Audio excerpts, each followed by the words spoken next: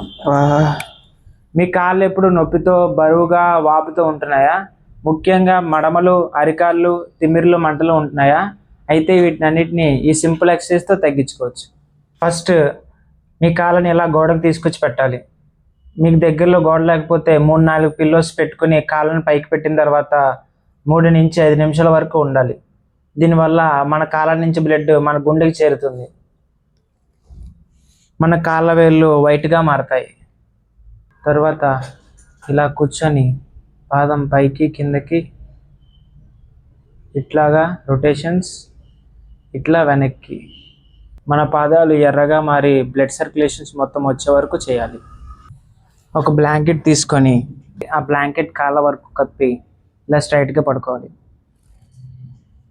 ఇలా చేయడం వల్ల మన బ్లడ్ సప్లై నార్మల్కి వచ్చి మన పెయిన్స్, తిమ్మిర్లు, మంటలు అనేవి తగ్గుతాయి.